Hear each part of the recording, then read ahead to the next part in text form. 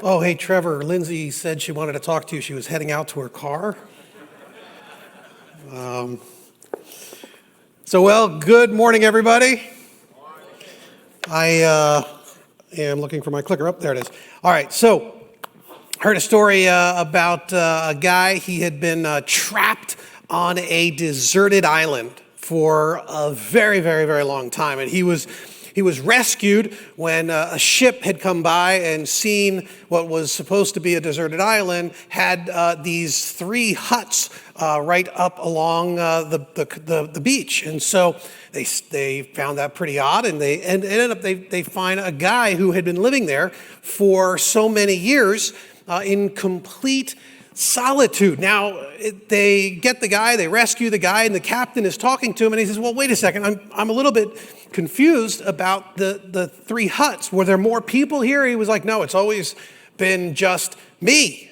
And he's like, well, then help me understand why the three huts. You know, you would only need one. And he's like, well, one of them there at the end, that's my house.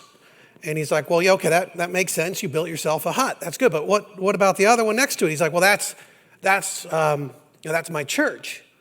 He's like, I wanted a different place where I could worship. You know, just because I'm alone doesn't mean I shouldn't have a place to go worship. And the captain was like, oh, of course, that makes such perfect sense.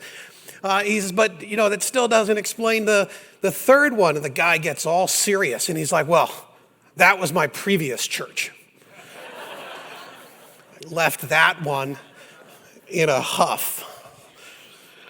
We are in a notoriously difficult passage this morning. Part of the reason we're doing this series through 1 Corinthians is because we just wanted to teach right through the book, and ends up that there are some very challenging passages, some of which have been causing church splits and problems for many, many, many years. In fact, probably about 2,000 years since Paul first wrote the letter. And which is sort of ironic because he was writing it to increase unity in the church. But almost everything about the text that we're going to look at this morning is disputed in some way. There are countless thousands of pages, hundreds or even thousands of scholarly journal articles written about almost every part of this text. And it seems like the scholars struggle to agree on really almost anything about the text. The cultural backdrop. Everyone knows culture is important in this text. No one can agree what the cultural backdrop is. They can't quite figure out what cultural anomalies in Corinth Paul was responding to, or which of the cultural things that we know were going on happened to come to the forefront of the conversation. That even the meaning of certain references is uncertain. What should be a simple vocabulary study has become hotly contested, with more ink spilled on it than perhaps some other entire books of the Bible. Simply contentious in so many ways. Interestingly, I noticed that over the last few months, you know, Trevor does a lot of our long-term scheduling, and he's been kind of jiggering with the schedule a lot. So he's been adding like a special service here and another one over here, and he keeps making these changes. And then I realized he's stalling to get close to the date that his wife's due. He's been stalling so we couldn't put him on the calendar to preach this text. And then he throws in this last one. All of a sudden, I find myself teaching the text. I'm like, how did this happen? Trevor, he's been playing chess this whole time to lead to this moment. And I was like, that's not right. So anyway, this morning, I'm going to walk through the text. I'm going to point out some of the difficulties. I'm going to draw some principles, and I'm going to leave quite a bit of it unexplained, or at least inadequately explained. And so there we go. Should be fun. So let's start. Follow my example. This is 1 Corinthians chapter 11. Follow my example. I'm going to read the whole text first. as I follow the example of Christ. I praise you for remembering me in everything and for holding to the traditions just as I passed them on to you. But I want you to realize that the head of every man is Christ, and the head of the woman is man, and the head of Christ is God. Every man who prays or prophesies with his head covered dishonors his head, but every woman who prays or prophesies with her head uncovered dishonors her head. It is the same as having her head shaved. For if a woman does not cover her head, she might as well have her hair cut off. But if it is a disgrace for a woman to have her hair cut off or her head shaved, then she should cover her head.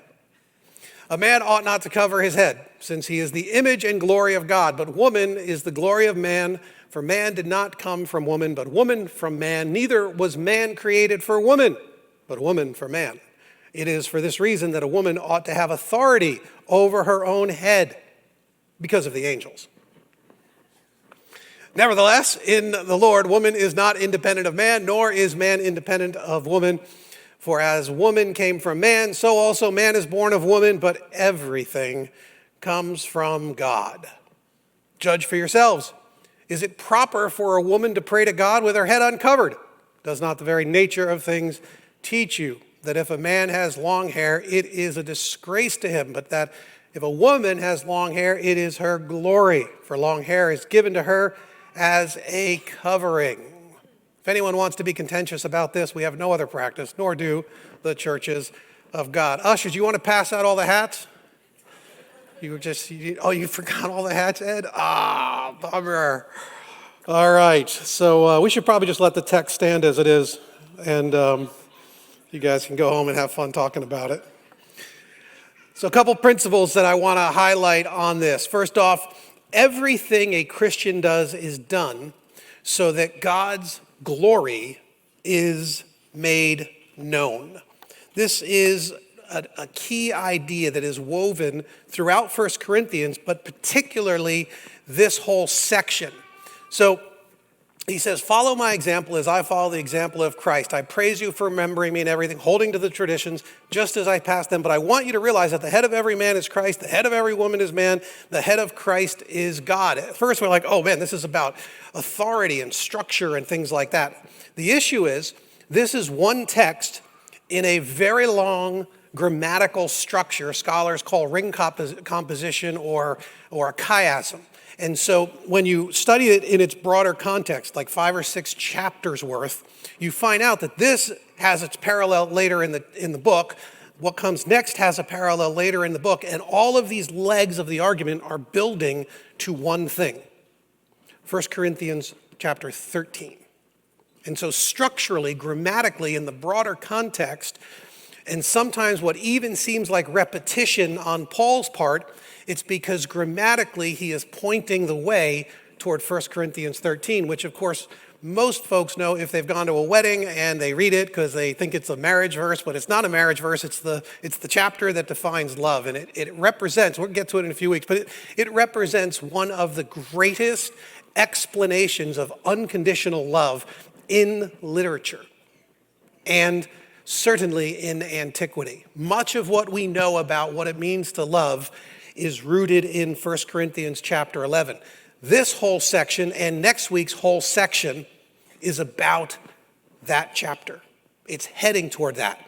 And so when you start reading around this area, you start to hear things like shame and honor and glory. And how when we act in certain ways and we do certain things that we diminish God's glory. We make his majesty, his beauty, we make it less obvious to the world by the way that we act toward each other or the world around us. And so everything that a Christian does is done so that God's glory is made known. That is vital, that is key. And if we would apply that principle in all of our life decisions and circumstances, it would resolve a whole host of problems and even contentious things that have happened in the history of the church all around the world. So everything that a Christian does. Now, where it gets super unusual for us is he ties this to these head coverings. So If a man has his head uncovered, this is good. And if a woman has her head covered, that's good. So what do we know about this? Well, apparently for men, if you cover your head, it's dishonoring, and for women, if you uncover your head, it's dishonoring. So, what does that mean? I don't know. In fact, I wish I did know, and I read more commentaries and scholars on this topic with the most cutting-edge research happening, cultural analysis, and no, we still don't know. What we do know is that in his day, for a man to cover his head, that was an issue, and for a woman to uncover her head, that was an issue. The problem is, in the historical record, it isn't consistent as to why. See, we don't know if this is a Greek background or if it is a Roman background or if it is primarily a Jewish background, and we don't know exactly what was going on in Corinth, but from what we do know, arguments can be made in many different directions as to how one thing was honoring and one thing was dishonoring. The part that I really want to point out, though, is that we often read this as a rebuttal of the women who were being dishonoring. But that reveals our own cultural bias. Because in actuality, the text is confronting men and women. There's actually some evidence that the men in Corinth were covering their heads, and that was causing dishonor to the church. That in fact, this is a rebuke that goes both ways. Some scholars have even said what he's actually doing is he's distinguishing the Christian church from all of the different pagan cults that were prominent in Corinth. So that in actuality, they would point in the opposite directions, put them in a position where they would be distinct from the culture around them. And that Paul was analyzing the culture, understanding it, and trying to figure out what is the best way for the Christian church to represent God so that he receives full glory and honor that is due him, rather than complicate the conversation. There are definite possibilities in all these areas. So for instance, clothing tells a story, right? We all sort of recognize that. We don't want it to be true, but clothing does tell a story. So, what do we know about this guy? He's a biker. Now, that's a broad brush. I don't know that you should be judging people by the outside appearance of things. He's clearly a biker. What do you know about this dude? He's also a biker, but of course a very different biker with a very different head covering. Actually, he's wearing more significant head covering than the guy in front of him who should have been wearing real head covering. All right, what about this guy? Where does this guy live? Brooklyn. Absolutely. You see, you knew he lived in Brooklyn. And where do these guys live? Brooklyn. Also Brooklyn.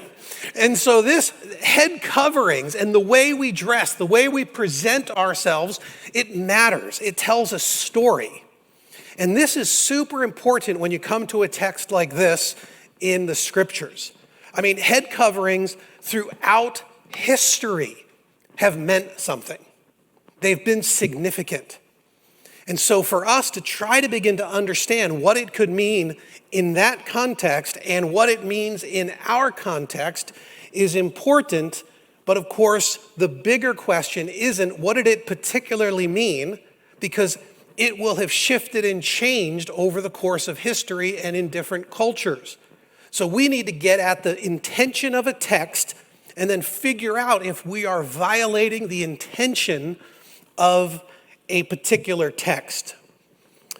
Apparently in the ancient world, it was well established. And whether we like it or not, it is true, and it's actually true in most parts of the world today, that how a person dresses tells a story about them. It tells a story about what their intentions are. It tells a story about their place in society or in culture. We would like to remove all of these things, but much of the world still functions in this way. And it's somewhat ethnocentric of us to deny that. The way that a woman would dress in the ancient world would readily take the focus away from what she was doing and who she was worshiping and focus it on her. We may not like that reality, but it is absolutely the case.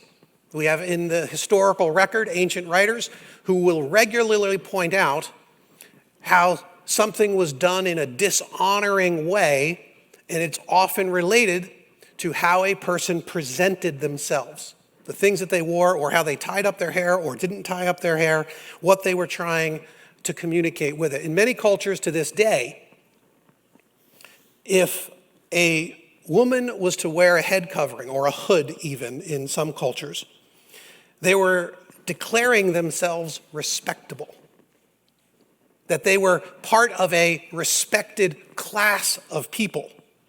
And in many cultures, it was also a symbol that she was part of a family, part of a tribe, a clan, and that if you messed with her, there would be consequences. To this day, those rules still apply in many of the Middle Eastern countries. Many of the decisions that these cultures have made and stuck with over the years were viewed as a way of respecting both women and the broader cultural moral norms of a society.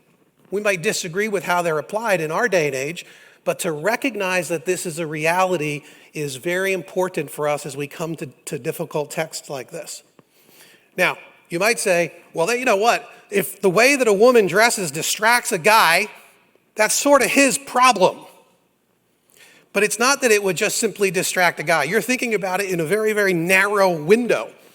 In that day and age, and in many parts of the world today, if somebody violates the social norms, they distract both men and women. They distract the whole of the community from what they ought to have been focusing on, which in this case was the worship life inside the church. I think it was going both ways, but I think it's helpful for us to focus in on how this applied particularly to women, since it has been used this way for many, many years in both harsh and redemptive ways. I think that's kind of the key takeaway, that it was clear that something about this was dishonoring and they should avoid it. So Logan and Melanie are getting married. So that's going to be happening real soon, like a week. And you seem calm. I don't understand it, but you seem calm, and that's great. Now, if I show up to the wedding in a pink fedora and a white shirt and a great big orange skirt with blinking sandals, I think most people would look at that and say, well, first off, Robert's finally snapped, and how disrespectful.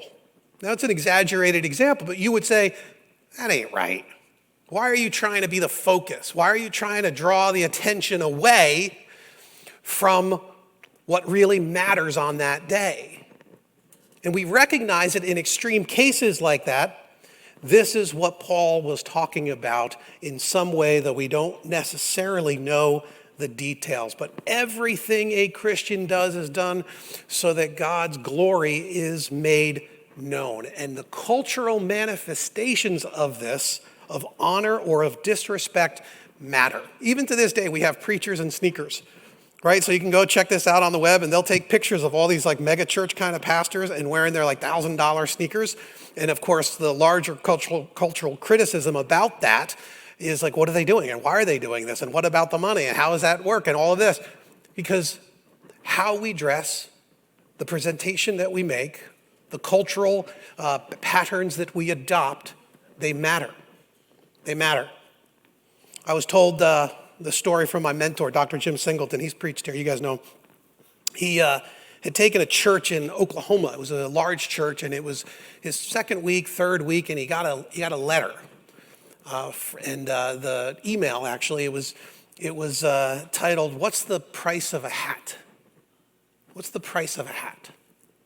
And he thought, that's an interesting, subject to an email. And so he clicks on it, and he reads a heartbreaking story. It was a woman who had been dating this guy who had left the church some years earlier. And she had wanted him to come back to church, and so she used the opportunity of a new pastor coming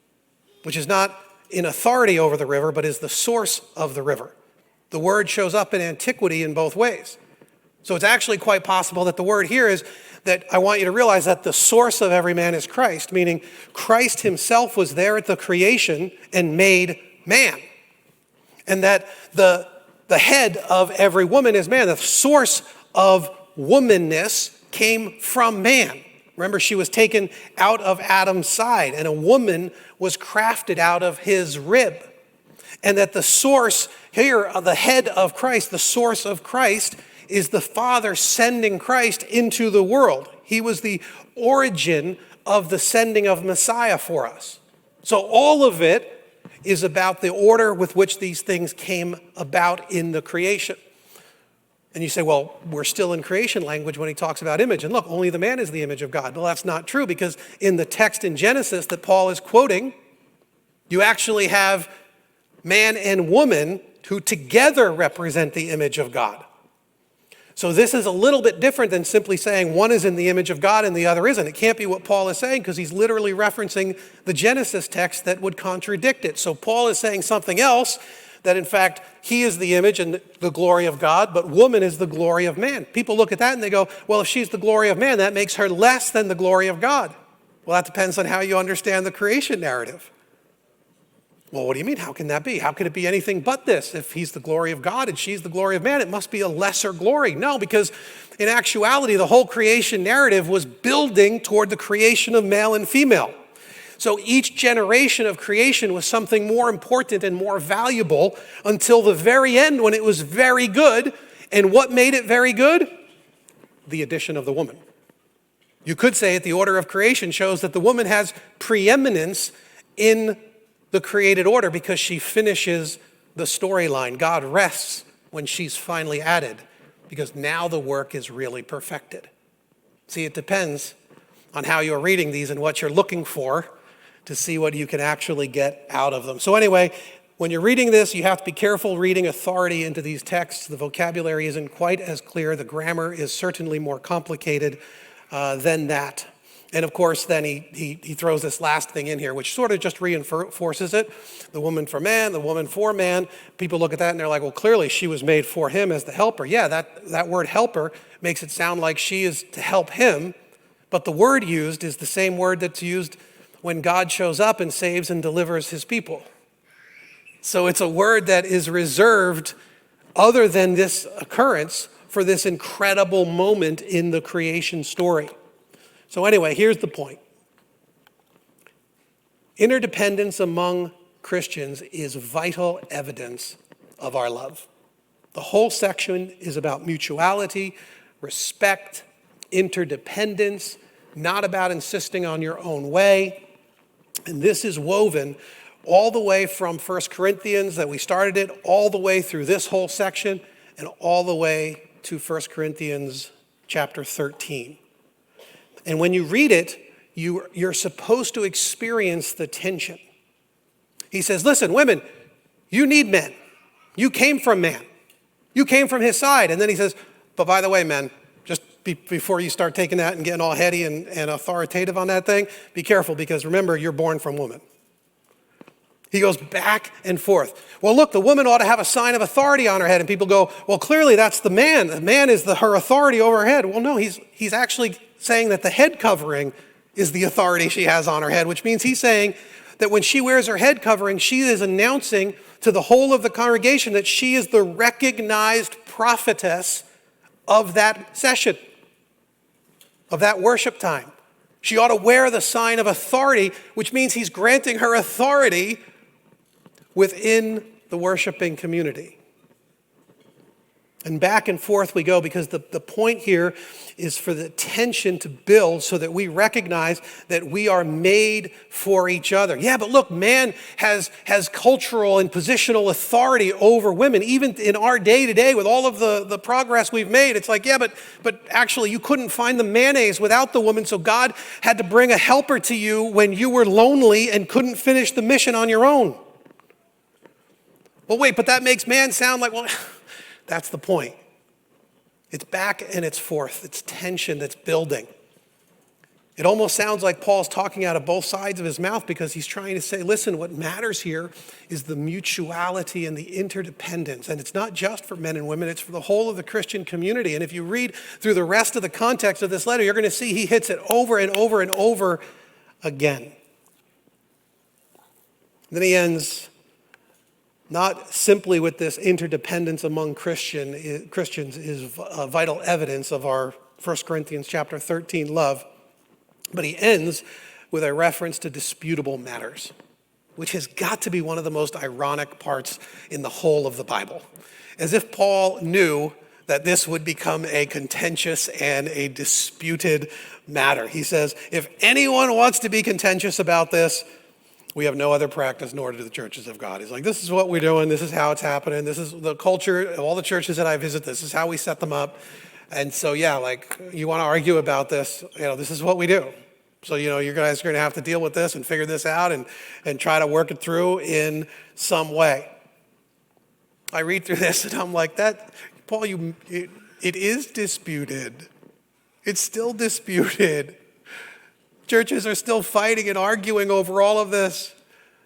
And it's often because we're missing the bigger principles. We're dropping into a couple of the key details and we're making them do what we want them to do for our particular bent, but we're missing the broader principles. Everything a Christian does is done so that God's glory is made known. Men and women clearly participate in the leading of the congregation and revealing God's glory and his beauty. Interdependence among Christians is a vital evidence of our love, and we ought to apply that in our churches. We ought to apply that in our marriages. We ought to apply that in our homes. We ought to apply that in our broader community. We ought to apply it in how we interact with the world around us. And just in disputable matters, just stop it.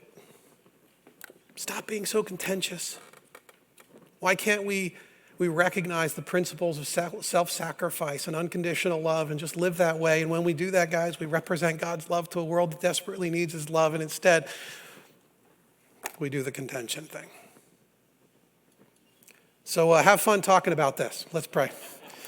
Lord, we thank you for your texts, even these that are so difficult and challenging. And when we come to a text like this, we recognize, Lord, that you could have made these clearer. You could have made it so that we wouldn't have to wrestle so hard and so deeply with them. And yet, Lord, in the very process of the debate and of the discussion, we learn so much about you and how to be your people.